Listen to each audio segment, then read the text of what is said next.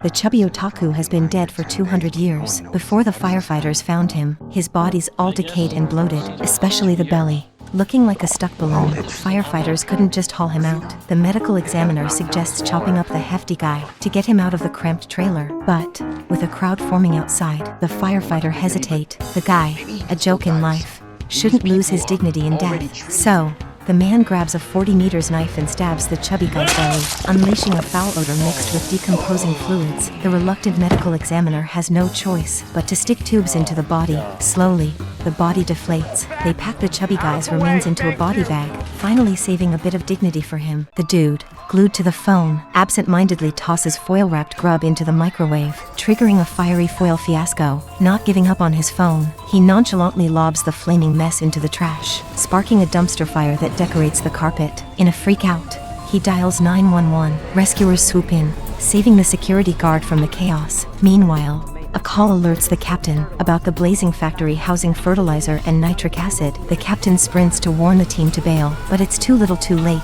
The factory blows up, swallowing the crew in a colossal blast. What a disaster! Do you know what things cannot be heated in the microwave? The hot girl is crazily gnawing on a steak. The blackie next to her is dumbfounded. They are having a steak-eating competition, with a lifetime free meal as the prize in this restaurant. The girl grabs a piece of steak, shoves it into her mouth, and then starts chugging water. In the blink of an eye, she devours half of the steak, arrogantly taunting her opponent. She draws cheers from the audience. The burly guy, unable to keep up, wisely bows out of the competition. The girl, elated, mocks her opponent with dance moves, but suddenly topples over. Firefighters swiftly arrive. Seeing the girl's swollen abdomen, they initially think she's pregnant. It's only when they notice her enlarged bladder and the empty water cups on the table that they realize she has hyponatremia. They improvise and performs on-the-spot catheterization for the girl. The restaurant owner tries to intervene, but ends up getting sprayed with urine, even splattering onto his cherished celebrity wall. The urine-soaked girl suddenly feels incredibly relieved. Would you participate in such a challenge?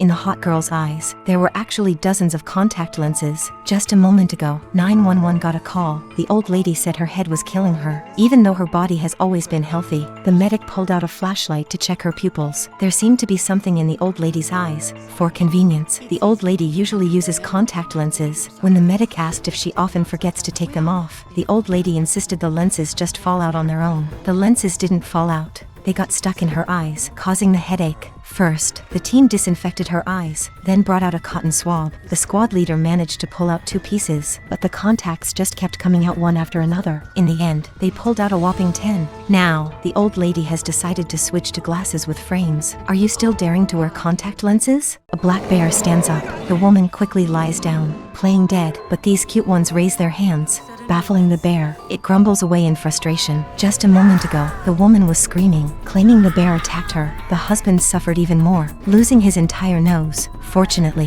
firefighters were camping nearby. They have the woman lie down, carefully cutting open the sleeve. The woman's arm is severely torn. The firefighter uses a rope to temporarily stop the blood flow. Now, the critical task is finding the man's nose. Everyone searches, praying they won't become bear food. Suddenly, a cub emerges. The man asks, "Should we lie down and play dead?"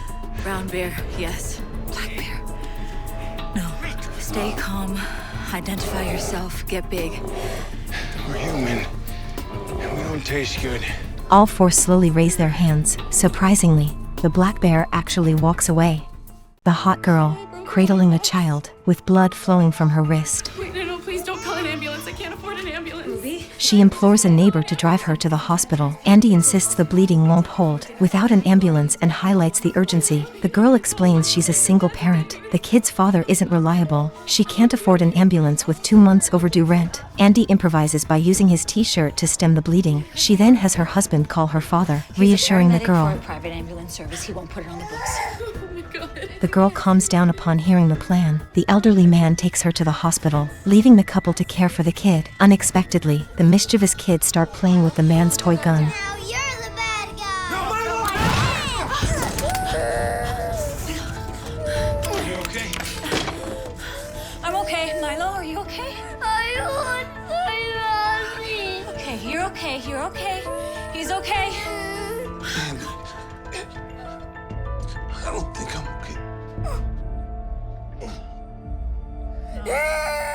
The kid's head got dug out, The firefighters immediately sped up, or else the boy would choke to death. Just now, the rescue team got a call. An 8-year-old boy fell into a sand pit. The captain was the first on the scene. He sees the kid's dad using a shovel. The captain pushes him aside, starts digging with his bare hands. Turns out, the kid was buried deep. Using tools recklessly could hurt the child. Soon, the rest of the team arrives. They lay boards on the surface, stick dividers all around, to prevent the sand pile from collapsing again. After many digs, finally, a little hand emerges. Following the captain's call, everyone chips in to dig. Eventually, the kid's head is uncovered. A firefighter hands over an oxygen tank, fits the kid with a mask. Minutes pass. Suddenly, the kid takes a breath. The father hears the kid's awake, rushes to the sand pile, but the firefighters stop him. Seems like this dad still hasn't learned his lesson. Have you ever fallen into a sand pit?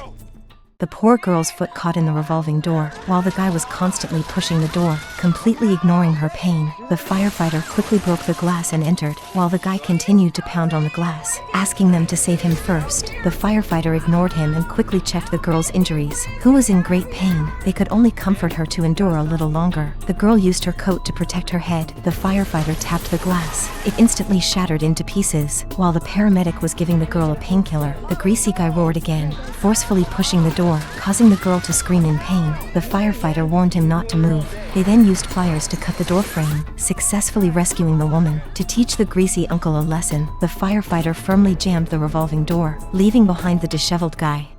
Something wired seemed to be moving in her cheek.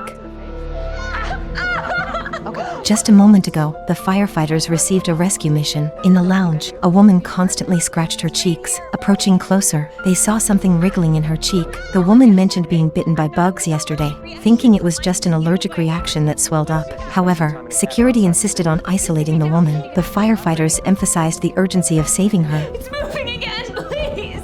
They quickly applied ice at 80 degrees to her cheek, trying to calm down whatever was inside, and then rushed her to the hospital. So do you know what was in the woman's cheek? The firefighter peered in to take a look. A boy was trapped in a narrow laundry chute. The expression on the face is extremely painful. Without a word, the firefighter broke the wall and dug a hole. At the moment, the mother came back. When she saw her son bawling like a little kid, the mom lost it in an instant, spotting her youngest son curled up in that narrow pipe. The grieving mom wished it was her stuck in there. Quickly, the boy was sent to the hospital but didn't make it. A few days later, the mom showed up at the fire station. Turns out, the boys' school had taken them on a tour here before. Ever since then, the boy dreamed of becoming a firefighter, so the mom hoped them would keep a photo of the boy. The chief stuck the boy's photo on a display board as a reminder that every rescue mission demands full dedication. On the day of the boy's funeral, the firefighters showed up and guided the boy through his final journey.